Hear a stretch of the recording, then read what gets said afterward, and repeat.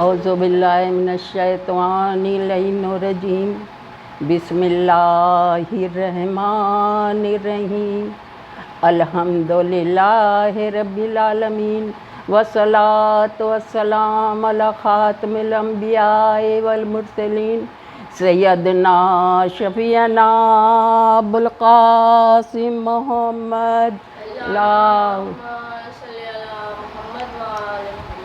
خداوند عالم قرآن مجید اور فرقان حمید میں ارشاد فرما رہا ہے کہ میں ہی نے ان بنا پڑھے لکھے عربوں میں ایک عرب کو رسول بنا کر بھیجا جو قرآن کی تلاوت کرتا ہے، نفسوں کو پاک کرتا ہے اور کتاب و حکمت کی تعلیم دیتا ہے۔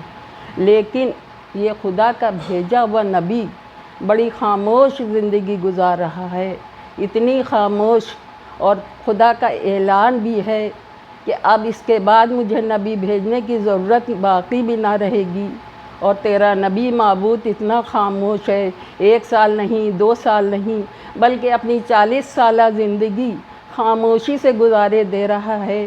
اے میرے معبود، حضرت عیسیٰ نے تو گئے بھارے سے تبلیغ شروع کر دی تھی، تو خداوند عالم کہے گا کہ عیسیٰ کو اپنی ماں کی پاک دامنی کا ثبوت دینا تھا، میرے نبی محمد مصطفیٰ کے لیے ایسی کوئی ضرورت پیش نہ تھی۔ ایک صلوات بھیجو۔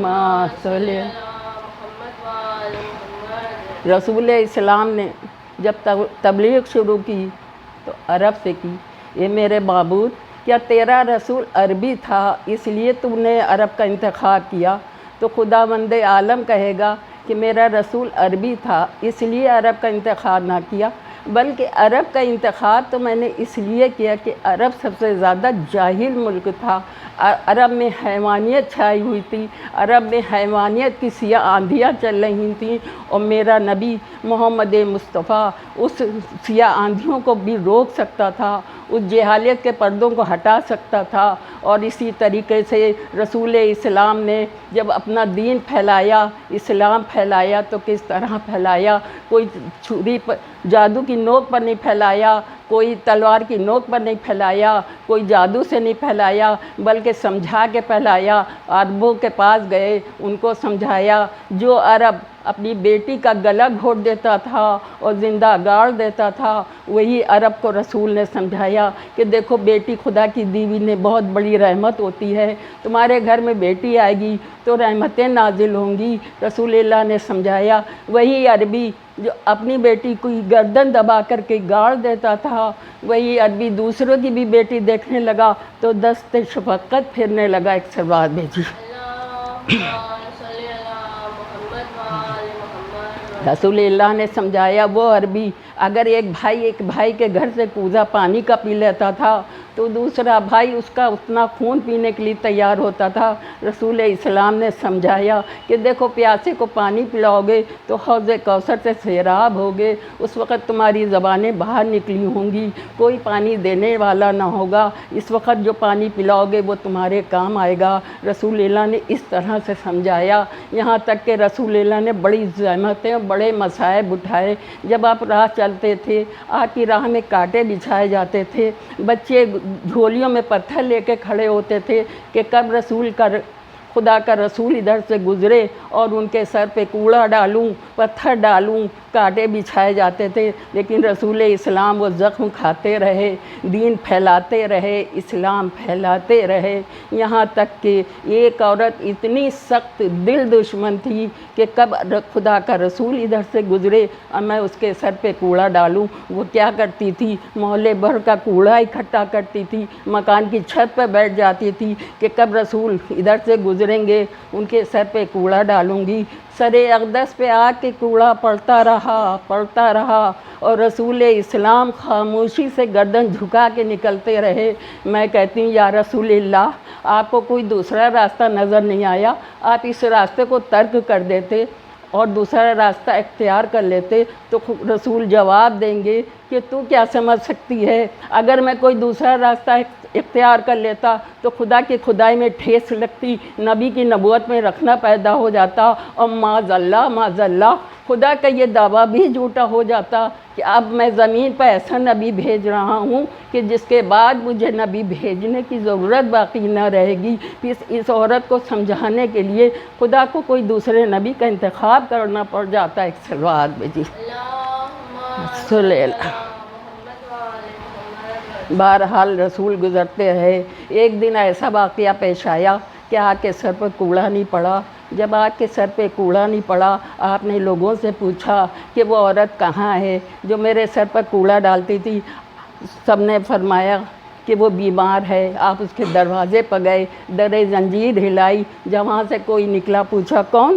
کہا میں عبداللہ کا بیٹا محمد آیا ہوں، اور اس عورت کی عیادت کو آیا ہوں جو میرے سر پہ کوڑا ڈالتی تھی۔ یہ سننا تھا کہ ایک بار بستر بیماری پر سے تڑپ کے اٹھی اور کہنے لگی، اے عبداللہ کے بیٹے محمد، تم مجھ سے اس وقت بدلہ لینے آئے ہو جب میں کمزور ہو چکی ہوں، جب میں لاغر ہو چکی ہوں، لیکن خدا کا رسول جواب یہ دیتا ہے، اے عورت، میں تجھ سے بدلہ لینے نہیں آیا ہوں، میں تیری خبر بیماری کی سن کر میں تیری عیادت کو آیا ہوں۔ ایک بار یہ پھر سنا اس نے تو ایک بار پھر وہ بستر بیماری سے اٹھی اور اٹھ کے کہنے لگی، اے عبداللہ کے بیٹے محمد، تمہارے سینے میں کتنا بڑا دل ہے کہ کوڑا پھینکنے والی عورت کے ساتھ تم اس طرح سے پیش آ سکتے ہو؟ تم ہی خدا کے بھیجے ہوئے نبی معلوم ہوتے ہو، ہم تم پر ایمان لاتے ہیں۔ صلوات بھیجیے۔ رسول اسلام نے یہ طرز عمل اختیار کیا تھا کہ دیکھو مجھے برے سے رغبت ہے اور برائی سے نفرت ہے، اگر برائی چھوڑ کے آ جائے گا تو خدا کا رسول اس کو اپنی دامن میں پناہ دے دے گا۔ رسول اسلام کیا بلکہ اس گھرانے کا یہی طریقہ تھا کہ برے سے رغبت تھی اور برائی سے نفرت تھی۔ مولائے کائنات علی ابن ابی طالب کی صلی اللہ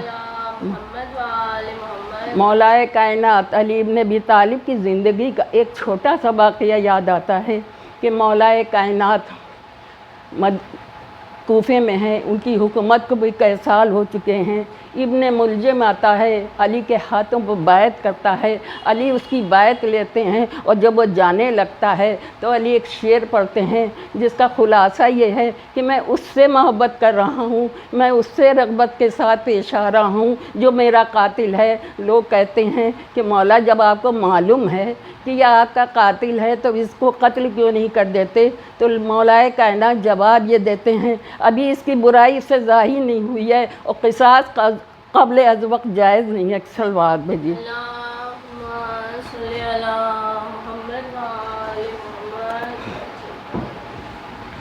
بہرحال اسی طرح سے اس گھرانے کا یہی طریقہ تھا۔ امام حسن کی بھی زندگی کا ایک مختصر سا واقعہ سنیے کہ امام حسن مدینے میں ہے، شام سے ایک شخص آتا ہے، امام کا بدترین دشمن آتا ہے، امام کو دیکھتا ہے تو آپے سے باہر ہو جاتا ہے، امام کو برا و بھلا کہتا ہے۔ امام کو برا و بھلا کہنا کیسا، امام کی شان میں نازیبہ الفاظ پیش کرتا ہے، وہ نازیبہ الفاظ پیش کرتا ہے کہ ہم آپ کے لیے مثل ایک گالی کے ہو سکتے ہیں، لیکن کائنات کے محبوب کا نواسہ جو ہے خاموشی سے سن رہا ہے، وہ مسافر گالی دیتا جا رہا ہے، بد کلامی کرتا جا رہا ہے، اور امام حسن خاموش ہے۔ دنیا کی نظریں یہ دیکھ رہی تھیں کہ امام حسن خاموش ہیں، لیکن میری نظروں نے غور کیا تو کیا دیکھا کہ یہ امام حسن نہیں ہیں، اپنے وقت کے محمد مصطفیٰ ہیں جو خاموش کھڑے ہیں۔ صلوات اللہم صلی علی محمد و آل محمد۔ وہ نازیبہ الفاظ پیش کرتا رہا، امام حسن خاموشی سے سنتے رہے۔ جب وہ تھک گیا، زبان کی گویائی نے کہا مجھ میں طاقت نہیں، گالیوں کے خزانے نے کہا کہ اب مجھ میں باقی کچھ نہیں۔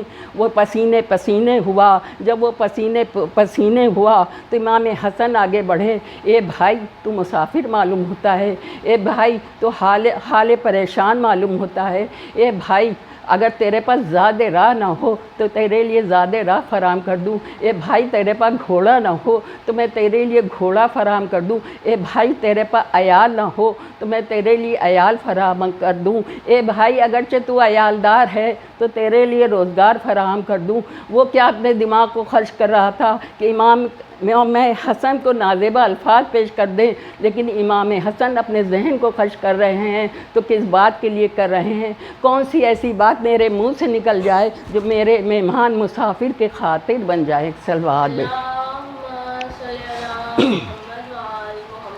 دوستوں، اسی طرح سے حسین کربلا نے بھی اس عاشور کے روز اس بات کا مظاہرہ کر کے دکھلا دیا، مجھے اپنے نانا محمد مصطفیٰ کی طرح، مجھے اپنے بابا علی مرتضیٰ کی طرح، مجھے اپنے بھیا حسن مجتبیٰ کی طرح برے سے رغبت ہے، برائی سے نفرت ہے۔ بہرحال حسین نے ایک صبح عاشور پہلی تقریر کی جس کا اثر 2 دلوں پر ہوا۔ حر آیا اور حر کا بیٹا آیا، آ کے امام کے قدموں میں اپنا سر رکھ دیا کہ مولا تمہارا خطا کار آیا ہے، مولا تمہارا گناہ گار آیا ہے، مولا میری خطا کو معاف کر دو۔ تو آ کے کریم ابن کریم آقا نے یہ نہیں کہا حر جا میں نے تیری خطا کو معاف کیا۔ یہ ہمارا اور آپ کا قرینہ ہے کہ جب ہم آپ سے کسی کی بات کا گلہ شکوہ کرتے ہیں تو ہم یہ کہتے ہیں تم نے اس وقت مجھے یہ کہا، اس وقت یہ کہا۔ یہ حسین ابن علی ہیں، کریم ابن کریم ہیں۔ آپ نے کیا کیا؟ حر کا سر لیا، اپنے سینے سے لگایا، حر مبارک ہو، تیری ماں نے تیرا اچھا نام رکھا ہے تو دنیا میں بھی آزاد ہے، آخرت میں بھی آزاد ہے۔ صلوات بچ حسین ابن علی نے دوسری وصیت تقریر جب کر رہے تھے اور یہ سوچ کے کر رہے تھے کہ حر اور حر کے بیٹے کی طرح جو بھی آتا جائے گا فاطمہ کا لال اس کو اپنے سینے سے لگا لے گا، اس کو اپنے دامن میں پناہ دے دے گا، لیکن میں کہتی ہوں کہ آنا کیسا۔ حسین ابن علی تقریر کر رہے تھے، جب تقریر کر رہے تھے تو میں کہتی ہوں کاش قاتل قاسم آیا ہوتا اور کہتا میں نے قاسم کے لاش کے ٹکڑے ٹکڑے کر دیے، مولا میری خطا کو معاف کر دینا، تو میرا مظلوم آقا، میرا سقی آقا قاتل کی خطا کو بخش دیتا اور اس کو معاف کر دیتا۔ کہ کاش قاتل علی اکبر آتا اور آ کر کہتا اے مولا آپ کے سینے جان سے بیٹے کے سینے پر برچھی ماری، شبیہ پیغمبر کو مٹا ڈالا، میری خطا کیا یہی ہے، اے مولا مجھے جنت و دوزخ کا راستہ دکھائی نہ دیا، پیسے میں وہ قوت ہوتی ہے، میرا کریم ابن کریم آقا اپنے کڑیل جوان کے داغ کو بھول جاتا، قاتل کی خطا کو بخش دیتا، مگر خطا کی بخشوانا کیسا۔ علی کاش قاتل عباس آتا، آ کے دیکھتا کیا اور کہتا کہ میں نے آپ کے برابر کے بھائی کے بازوؤں کو جدا کر دیا، میرا کریم ابن کریم آقا اپنے بھائی کے بازوؤں کو بھول جاتا، اپنے کڑیل جوان 36 سال کے بھائی کو بھول جاتا، قاتل کی خطا کو معاف کر دیتا، مگر قاتل کی خطا کا بخشوانا کیسا، معاف کروانا کیسا کہ ایک کے بعد ایک تیر آ رہے ہیں، حسین تیروں میں گھرتے چلے جا رہے ہیں، ایک کے بعد ایک شہید ہو رہا ہے۔ حد یہ کہ حسین نے حجت تمام کر دی، ننھے سے علی اصغر کو لے کے آئے اور کہنے لگے اے ملعونو، ارے تمہارے نزدیک میں خطا کار ہوں لیکن اس بچے نے کیا خطا کی ہے، چند قطرے آب اس کے دہن میں ڈال دو، اگر تم یہ سوچتے ہو کہ حسین اس بہانے پانی مانگ رہے ہیں تو میں جلتی ہوئی ریت پر لٹائے دیتا ہوں، تو اپنے ہاتھوں سے چند قطرے آب اس کے ڈال دو۔ ارے خطا پانی پلانا کیسا، قطرے ڈالنا کیسا۔ حرملہ نے ایک تیر مارا، علی اصغر کا گلا چھپ گیا، حسین کے سینے کو چیرتا ہوا نکلا، حسین نے اس گوہر نایاب کو ارے بغیر دفن کیے نہ چھوڑا، ذوالفقار سے گڈھا کھودا، علی اصغر کو لٹایا اور لٹا کے اس پہ خاک ڈالی۔ دنیا کا طریقہ یہ ہوتا ہے جب کسی کی مٹی دی جاتی ہے تو اس پر پانی چھڑکا جاتا ہے، آپ کے مظلوم آقا کے پاس پانی کہاں، اپنا رخسار رکھ دیا اور اتنا روئے کہ قبر علی اصغر آنسوؤں سے تر ہو گئی، ابا کے دامن کو جھاڑا۔ میں کہتی مولا یہ ابا کے دامن کو کیوں جھاڑ رہے ہیں؟ تو مولائے کربلا جواب دیں گے ابا کا دامن اس لیے جھاڑ رہا ہوں جو کچھ حسین دولت لے کے آیا تھا، اے زمین کربلا تو گواہ رہنا، سب دولت تیرے سپرد کر چکا ہوں، ایک سر حسین باقی ہے اور ایک میرا بیمار بیٹا باقی ہے۔ ارے حسین آدھا میں گھر گئے، ایسا گھرے چاروں طرف سے تیر چلے، تلواریں چلی، حسین کا سر قلم ہو گیا۔ ارے یہاں جناب زینب نے آواز بھیا کو بلایا، بھیا کی آواز کو سنا، گھبرا کے جناب سید سجاد کے خیمے میں گئی۔ اے بھیا یہ کیا آواز ہے؟ ایک دم سے آواز بلند ہوئی، اللہ قتل الحسین و بے کربلا، اللہ ذبح الحسین و بے کربلا۔ ارے سید سجاد نے سر کا امامہ پھینکا، ایک گریبان چاک کیا، اے پھوپھی ہم یتیم ہو گئے، ہمارا بابا مار ڈالا گیا۔ ہاں زاداران حسین تو چلے، یہاں تک کہ جناب زینب نے بھی سر حسین کو دیکھ کے یہی کہا، ارے فوج اشقیہ سے کہا کہ حسین نے سر دے کے اسلام کے سر کو بلند کیا، حسین نے علی اکبر کا سینہ دے کے اسلام کے سینے کو بلند کیا، حسین نے علی اصغر کا سر دے کے گنبد کعبہ کو برقرار رکھا۔ زینب بھی اپنے سر سے ردا دے دے گی، غلاف کعبہ کو اترنے نہ دے گی۔ جناب سکینہ نے بڑھ کے کہا، اے بابا تم گھبرانا نہیں، تمہاری سکینہ کلام پاک کے پاروں کو بکھرنے نہ دے گی، شمر کے تماچوں سے کلوں کو زخم دے دے گی، لیکن کلام پاک کے پاروں کو بکھرنے نہ دے گی۔ ہاں زاداران حسین 11 محرم آئی، شمر ملعون بے کجابہ اونٹوں کو لے کے آیا اور کہنے لگا، اے اہل بیت رسالت تم ہماری قید میں ہو، اور یہ قافلہ یہاں سے کوچ کر رہا ہے۔ یہ کہہ کے آگے بڑھا، چاہا کہ جناب زینب کو سوار کریں۔ ایک بار علی کی بیٹی کو غیظ آ گیا، شمر ملعون تو ہٹ جا، ہم اہل بیت رسالت ہیں، ہم پر نامحرم حرام ہیں، ہم اپنی بیویوں کو خود سوار کر لیں گے۔ یہ کہہ کہ جناب زینب نے ایک ایک بیوی کو سوار کیا۔ جب سب بیویوں کو سوار کر لیا، آخر میں آواز دی، اے میری ماں کی کنیز فضا، ایک فضا ماں تمہیں بھی زینب سوار کرے گی۔ جناب زینب نے جناب فضا کو سوار کیا۔ اے بیبیوں جب خود سوار ہونے لگی، قتل گاہ کا رخ کیا، فرات کا رخ کیا، اے بھیا آؤ قناتیں لگاؤ، قاسم آؤ قنات کا کونا تھامو، علی اکبر آؤ قنات تھامو، اے بھیا حسین آؤ بازو تھامو، اے عباس آؤ زینب کا دوسرا بازو تھامو۔ ارے زینب سوار ہو رہی ہیں، ہائے کوئی ہوتا تو آتا۔ ارے جناب زینب خود سے سوار ہو گئیں، گود میں حسین کی امانت سکینہ کو لیا۔ شمر بولا، حسین کی وہ بچی کہاں ہے جس کو حسین بہت چاہتے تھے؟ جناب زینب نے کہا یہ میری گود میں بیٹھی ہے۔ شمر نے اولاد بولو ایک جھٹکے سے سکینہ کو کھینچا اور اونٹ کی پیٹھ پر اوندھا کر کے لٹا دیا۔